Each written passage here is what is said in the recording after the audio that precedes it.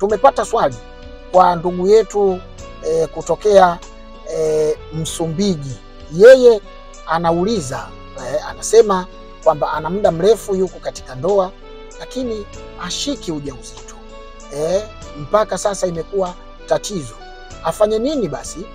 Nini sababu inayopelekea ya kuto kushika ujauzito? Anakwenda huku na huku, na anasema huku aliko Msumbiji au Mozambiki, vipimo, ufafanuzi wa wale madaktari wanaofanya vipimo haulizishi mpaka mtu kumkidhi haja yake ajue nini ambacho anaumwa. Sasa anauliza inaweza ikawa sababu ni nini inayopelekea yeye yuko kwenye ndoa na ana muda mrefu zaidi ya miaka 3-4 lakini ashiki ujauzito. Asante ndugu yetu kutokea Msumbiji kwa swali lako, ama kutokea Mozambiki kwa swali lako. Majibu kama ifuatavyo.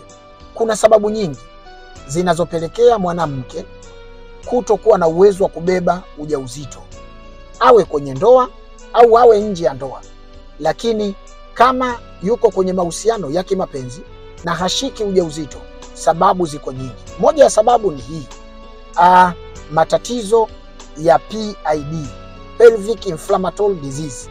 PID ni chanzo kikubwa cha kuzuia ujauzito kwa wanawake. Wanawake wengi waliokuwa na maambukizi haya wanashindwa kupata ujauzito, na hatimaye mtu anahangaika huku na huku kutafuta mimba, lakini anakuwa hazipatikani hizo mimba. Lakini sababu nyingine, hii ni sababu ambayo wanawake wengi wanajimaliza wenyewe, njia za uzazi wa mpango. Unapotumia uzazi wa mpango, aidha umetumia sindano, umetumia kijiti, umetumia kitanzi, ukitumia njia ya uzazi wa mpango, maana yake unakwenda kustopisha kiwanda cha kutengeneza mayai katika mwili wako kisitengeneze mayai yale ambayo yanaweza kurutubishwa na kutengeneza ujauzito. Sasa ukiishi na huu uzazi wa mpango kwa muda, maana yake ni kama umekistopisha kiwanda cha kutengeneza mayai ufanyaji wa kazi wake.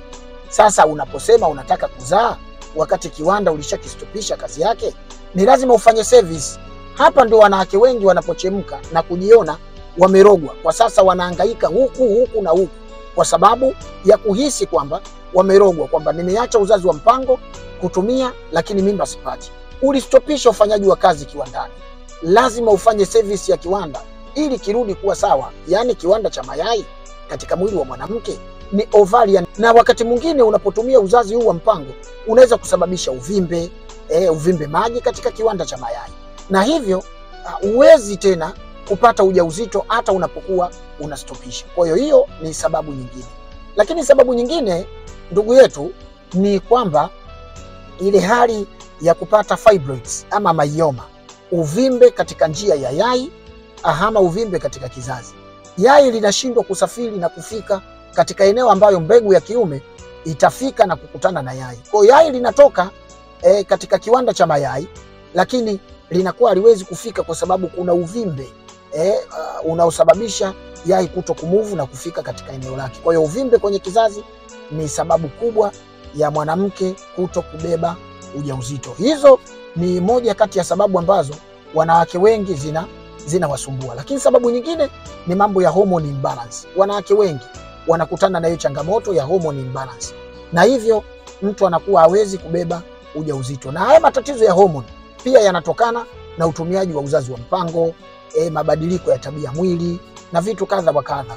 Kwa hiyo hivyo ni vitu ambavyo vinachangia kwa kiasi kikubwa. Asante ndugu yetu kutokea Msumbiji kwa swali lako, nasi tumekujibu kama ifuatavyo. Na kama una swali lingine lolote, wewe au mtu mwingine, tuandikie hapo chini kwenye comment. Andika jina lako, sehemu ulipo, alafu tuandikie swali lako. Tutaliona, tutakujibu swali lako. Sisi ni Kimimbi Herbal Clinic, wataalamu wa tiba mbadala. Tunatibu matatizo ya kibaolojia, matatizo mbalimbali kwa tiba pamoja na ushauri. Karibu sana kwenye kliniki yetu. Karibu.